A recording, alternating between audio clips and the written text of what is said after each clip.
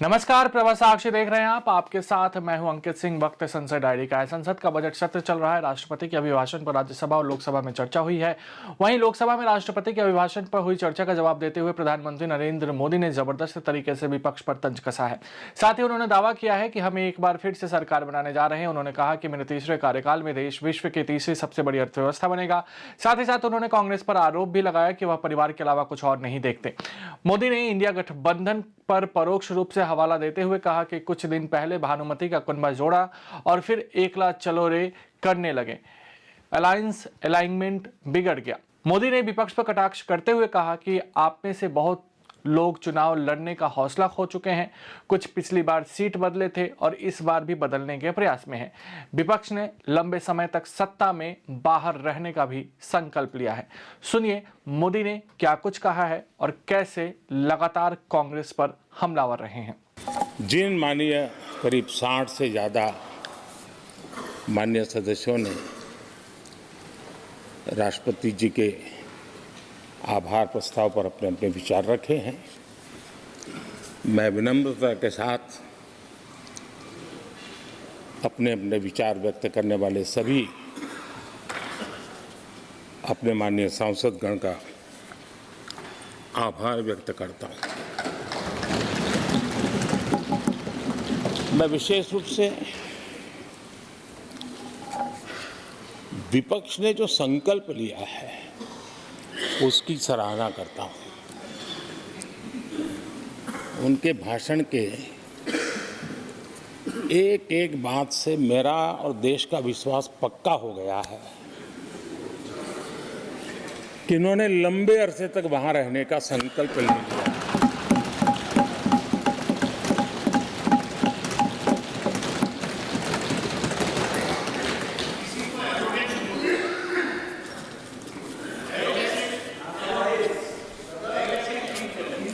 आप कई दशक तक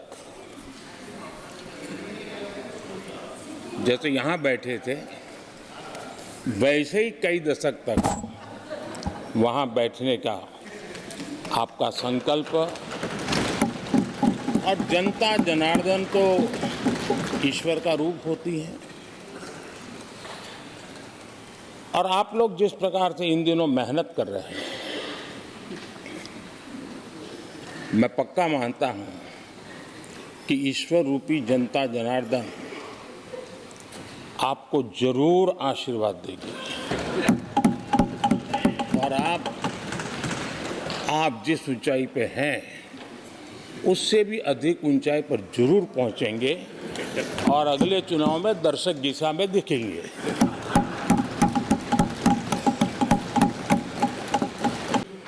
कांग्रेस को एक अच्छा विपक्ष बनने का बहुत बड़ा अवसर मिला और 10 साल कम नहीं होते, लेकिन 10 साल में उस दायित्व को निभाने में भी वे पूरी तरह विफल गए, और जब खुद विफल हो गए तो विपक्ष में और भी होनहार लोग हैं, उनको भी उभरने नहीं दिया, क्योंकि फिर मामला और गड़बड़ हो जाए।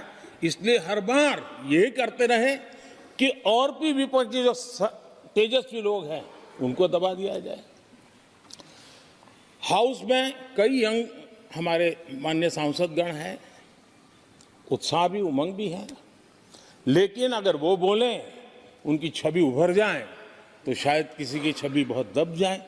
उस चिंता में इस यंग जनरेशन को मौका न मिले, हाउस को ही चलने नहीं दिए गए। यानी एक प्रकार से इतना बड़ा नुकसान कर दिया है, खुद का भी, विपक्ष का भी, संसद का भी और देश का भी। और इसलिए और मैं हमेशा चाहता हूं कि देश को एक स्वस्थ अच्छे विपक्ष की बहुत जरूरत है।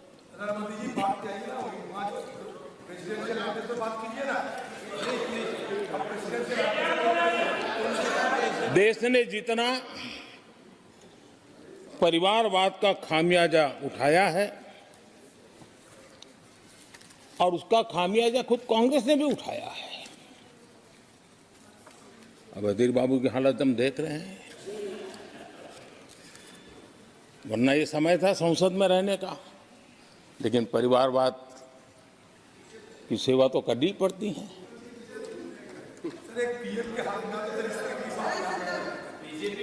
आदरणीय अध्यक्ष जी, अब हालत देखिए, हमारे खड़गे जी इस सदन से उस सदन शिफ्ट हो गए और गुलाम नबी जी तो पार्टी से ही शिफ्ट कर गए।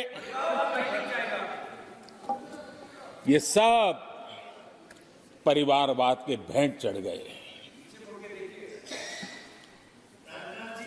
एक ही प्रोडक्ट बार बार लॉन्च करने के चक्कर में कांग्रेस की दुकान ताला लगने की नौबत आ गई है। अरे दुकान हम नहीं कह रहे, आप लोग कह रहे हैं। आप लोग कहते हैं दुकान खोली है, सब जगह पे बोलते हैं, दुकान को ताला लगने की बात आई। आदरणीय अध्यक्ष जी, कांग्रेस एक परिवार में उलझ गई है। देश के करोड़ों परिवार की आकांक्षाएं और उपलब्धियां वो देख पा ही नहीं रहे, देख सकते नहीं, अपने परिवार के बाहर देखने की तैयारी नहीं है। और कांग्रेस में एक कैंसिल कल्चर डेवलप हुआ है। कुछ भी है कैंसिल, कुछ भी है कैंसिल। ये एक ऐसे कैंसिल कल्चर में कांग्रेस फंस गई है। अगर हम कहते हैं मेक इन इंडिया तो कांग्रेस कहती है कैंसिल। हम कहते हैं आत्मनिर्भर भारत, कांग्रेस कहती है कैंसिल। हम कहते हैं वोकल फॉर लोकल, कांग्रेस कहती है कैंसिल। हम कहते हैं वंदे भारत ट्रेन, कांग्रेस कहती है कैंसिल। हम कहते हैं संसद की नई इमारत, कांग्रेस कहती है कैंसिल। यानी मैं हैरान हूं, ये कोई मोदी की उपलब्धियां नहीं है, देश की उपलब्धियां हैं। और भारत की मजबूत अर्थव्यवस्था को आज पूरी दुनिया सराह रही है, पूरी दुनिया उससे प्रभावित है। और जब विश्व संकट से गुजर रहा है तब तो उनको और ज्यादा अच्छा लगता है। G20 समिट के अंदर सारे देश ने देखा है कि पूरा विश्व भारत के लिए क्या सोचता है, क्या कहता है, क्या आशा करता है।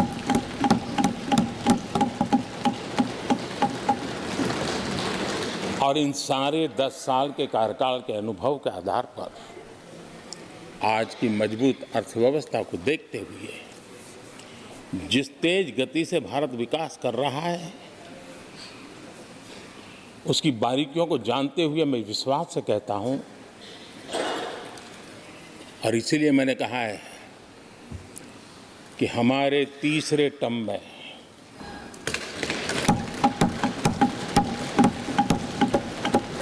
भारत दुनिया की तीसरी बड़ी आर्थिक ताकत बनेगा।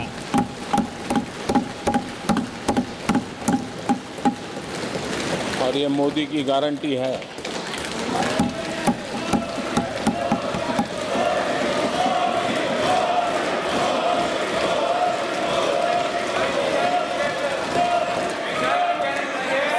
एक परिवार के आगे वो न कुछ सोच सकते हैं, न कुछ देख सकते हैं। कुछ दिन पहले भानुमति का कुनबा जोड़ा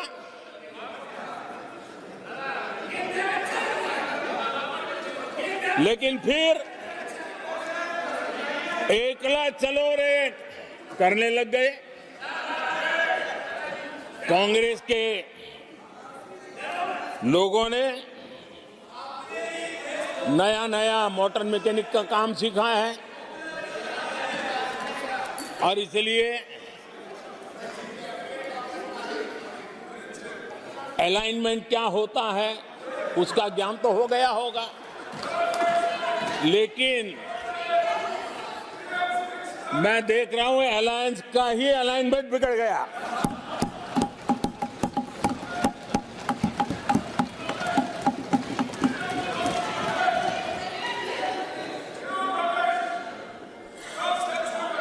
इनको अपने इस कुनबे में अगर एक दूसरे पर विश्वास नहीं है तो ये लोग देश पर विश्वास कैसे करेंगे। आदरणीय अध्यक्ष जी, भारत ने अमृत भारत और नमो भारत ट्रेनों से भविष्य की उन्नति के सपने देखे।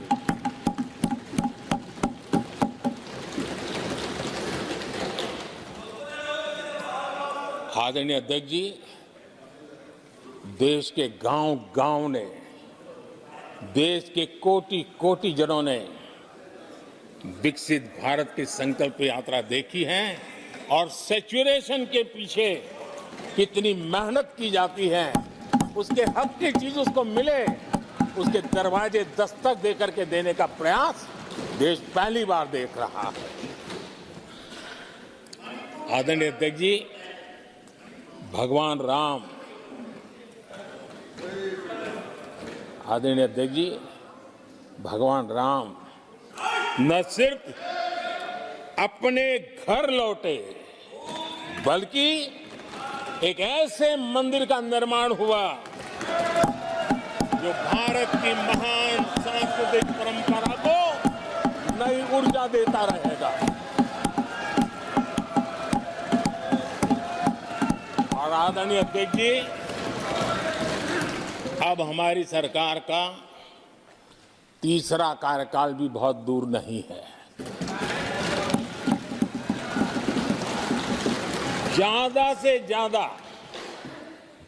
100-125 दिन बाकी है और अब की बार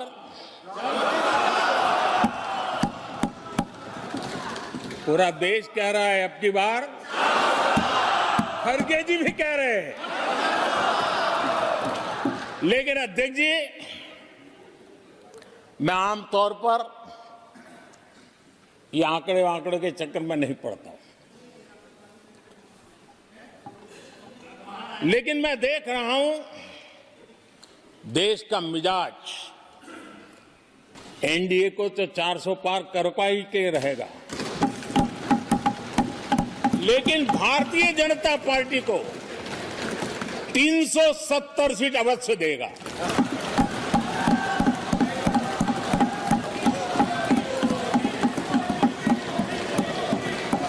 बीजेपी को 370 सीट और एनडीए को 400 पार।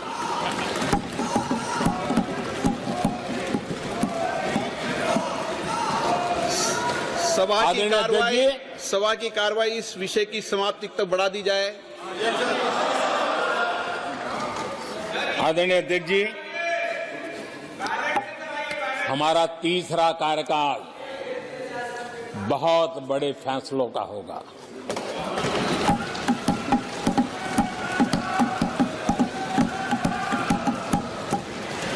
मैंने लाल किले से कहा था और राम मंदिर प्राण प्रतिष्ठा के समय भी मैंने उसको दोहराया था। मैंने कहा था देश को अगले 1000 वर्षों तक समृद्ध और सिद्धि के शिखर पर देखना चाहिए।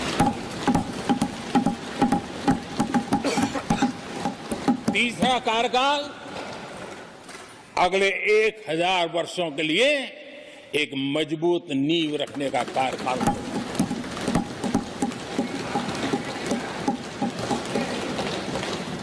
आदरणीय अध्यक्ष जी, मैं भारतवासियों के लिए, उनके भविष्य के लिए बहुत ही विश्वास से भरा हुआ हूं। मेरा देश के 140 करोड़ नागरिकों के सामर्थ्य पर अपार भरोसा है, मेरा बहुत विश्वास है। कांग्रेस पार्टी ने, यूपीए सरकार ने ओबीसी समुदाय के साथ भी कोई न्याय नहीं किया, अन्याय किया। इन लोगों ने ओबीसी नेताओं का अपमान करने में कोई कोर कसर नहीं छोड़ी है। कुछ दिन पहले जब कर्पूरी ठाकुर जी को भारत रत्न दिया, हमने वो सम्मान किया। लेकिन याद करिए, उस कर्पूरी ठाकुर अति पिछड़े समाज से ओबीसी समाज के उस महापुरुष के साथ क्या व्यवहार हुआ था, किस प्रकार से उनके साथ जुल्म किया। 1970 में बिहार के मुख्यमंत्री बने तो उनको पद से हटाने के लिए कैसे कैसे खेल खेले गए थे। उनकी सरकार अस्थिर करने के लिए क्या कुछ नहीं किया गया था। आदरणीय अध्यक्ष जी, कांग्रेस को अति पिछड़ा व्यक्ति बर्दाश्त नहीं हुआ था। 1987 में जब कांग्रेस के पास पूरे देश में उनका झंडा फहरता था, सत्ता ही सत्ता थी, तब उन्होंने कर्पूरी ठाकुर को प्रतिपक्ष के नेता के रूप में स्वीकार करने से मना कर दिया। और कारण क्या दिया? वो संविधान का सम्मान नहीं कर सकते। जिस कर्पूरी ठाकुर ने पूरा जीवन लोकतंत्र के सिद्धांतों के लिए, संविधान की मर्यादाओं के लिए खपा दिया, उनका अपमान करने का काम कांग्रेस पार्टी ने किया था। आदरणीय अध्यक्ष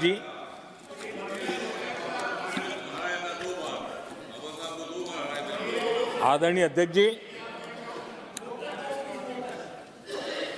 कांग्रेस के हमारे साथियों को आजकल इस पर बहुत चिंता जताते हैं कि सरकार में ओबीसी कितने लोग हैं, कितने पद पर कहाँ, उसके हिसाब किताब करते रहते हैं।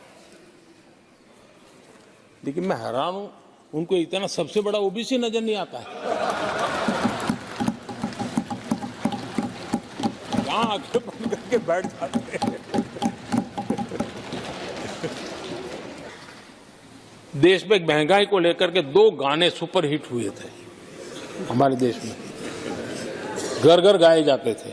एक महंगाई मार गई और दूसरा महंगाई डायन खाए जा, डायन खाए जा था। और ये दोनों गाने कांग्रेस के शासनकाल में आए। आदरणीय अध्यक्ष जी, यूपीए के शासनकाल में महंगाई डबल डिजिट में थी, डबल डिजिट में महंगाई थी, इसको नकार नहीं सकते हैं।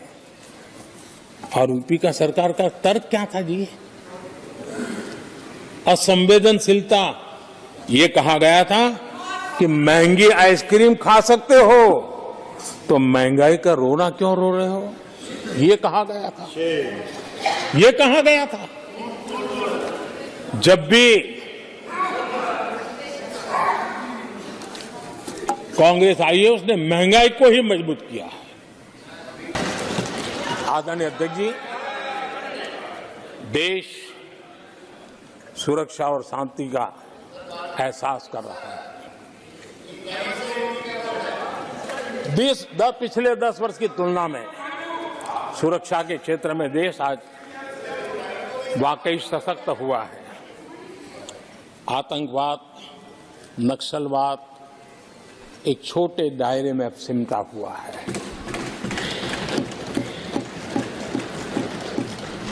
लेकिन भारत की जो टेररिज्म के प्रति जीरो टॉलरेंस नीति है, आज पूरे विश्व को भी भारत की इस नीति की तरफ चलने के लिए मजबूर होना पड़ा। भारत की सेनाएं सीमाओं से लेकर के समंदर तक अपने सामर्थ्य को लेकर के आज भी आगे है। हमें हमारी सेना के पराक्रम पर गर्व होना चाहिए।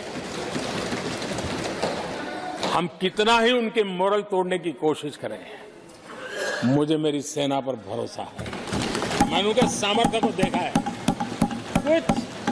कुछ राजनेता सेना के लिए हल्के फुल्के शब्द बोल दें, इससे मेरे देश की सेना डिमोरलाइज होगी।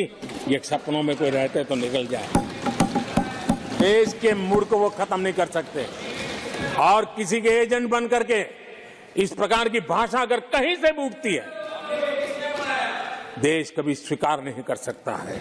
केंद्रीय वित्त मंत्री निर्मला सीतारमण ने सोमवार को विपक्ष के इन आरोपों को खारिज कर दिया कि केंद्र सरकार गैर भाजपा शासित राज्यों के लिए धन रोक रही है। उन्होंने लोकसभा में कहा कि यह एक राजनीतिक रूप से प्रेरित विमर्श है और इसके पीछे निहित स्वार्थ है। वित्त मंत्री निर्मला सीतारमण ने सोमवार को कहा कि कर्ज का बोझ कम करने के लिए सरकार ने कर राजस्व बढ़ाने, सार्वजनिक व्यय प्रभावशीलता बढ़ाने, राजकोषीय घाटे को कम करने की प्रतिबद्धता और उत्पादक दक्षता बढ़ाने जैसे कई कदम उठाए हैं। जम्मू कश्मीर में स्थानीय निकायों से संबंधित कानून में संशोधन के प्रस्ताव वाला एक विधेयक सोमवार को लोकसभा में पेश किया गया। केंद्रीय गृह राज्य मंत्री नित्यानंद राय ने केंद्रीय गृह मंत्री अमित शाह की ओर से जम्मू कश्मीर स्थानीय निकाय कानून संशोधन विधेयक 2024 प्रस्तुत किया। तेलुगु देशम पार्टी के सांसद जयदेव गल्ला ने सोमवार को लोकसभा में कहा कि वह आगामी आम चुनाव नहीं लड़ेंगे क्योंकि उनके लिए नेता और उद्यमी की दोहरी जिम्मेदारी को एक साथ निभाना मुश्किल हो रहा है। उन्होंने कहा कि एक साथ दो नावों की सवारी करना मुश्किल है। सरकार ने प्रतियोगी परीक्षाओं में गड़बड़ी और अनियमितताओं से सख्ती से निपटने के प्रावधान वाला लोक परीक्षा अधिसूचित साधनों का निवारण विधेयक 2024 लोकसभा में पेश किया है। विधेयक में परीक्षाओं में अनियमितताओं से संबंधित अपराध के लिए अधिकतम 10 साल तक की जेल और 1 करोड़ रुपए तक के जुर्माने का प्रावधान है। केंद्रीय मंत्रिमंडल ने हाल में ही इसे मंजूरी दी थी। राज्यसभा की कार्रवाई। राज्यसभा में सोमवार को सूचीबद्ध एक प्रश्न के बाद पूछे जाने को लेकर कुछ सदस्यों ने नाखुशी जताई और समाजवादी पार्टी की नेता जया बच्चन ने कहा कि आसन के अलावा और कोई उन्हें बैठने के लिए कहे तो वह नहीं बैठेंगी। प्रश्नकाल के दौरान सदन के उपसभापति हरिवंश ने आज की सूची में सूचीबद्ध 17वां प्रश्न वापस लिया और उसके बाद उन्होंने 19वां प्रश्न ले लिया। भारतीय जनता पार्टी के सदस्य हरनाथ सिंह यादव ने सोमवार को उपासना स्थल अधिनियम 1991 को तत्काल समाप्त करने की मांग करते हुए आरोप लगाया कि यह कानून संविधान के तहत प्रदान किए गए हिंदुओं, सिखों, जैनियों और बौद्धों के धार्मिक अधिकारों का अतिक्रमण करता है। राज्यसभा में शून्यकाल के दौरान उन्होंने यह भी दावा किया कि कानून देश में सांप्रदायिक सद्भाव को नुकसान पहुंचा रहा है। सरकार ने सोमवार को बताया कि देश में प्रति व्यक्ति पानी की उपलब्धता आजादी के बाद लगातार कम होती गई है, लेकिन भूजल को पुनर्निर्भर करने के प्रयासों के फलस्वरूप अब भूजल स्तर में वृद्धि होने लगी है। जल शक्ति मंत्री गजेंद्र सिंह शेखावत ने सोमवार को राज्यसभा में इस बात की जानकारी दी है। सरकार ने सोमवार को बताया कि उड़ान योजना के तहत 529 में से किसी भी मार्ग को रद्द नहीं किया गया है और सभी मार्गों पर परिचालन जारी है। नागरिक विमानन राज्य मंत्री जनरल वीके सिंह ने राज्यसभा में प्रश्नकाल के दौरान ये बात कही है। अगर आप भी लेना चाहते हैं देश दुनिया की तमाम जानकारी तो आज ही सब्सक्राइब करें हमारे चैनल को। साथ ही नीचे दिए बेल आइकन को जरूर दबाएं ताकि हर अपडेट आप तक पहुंच सके।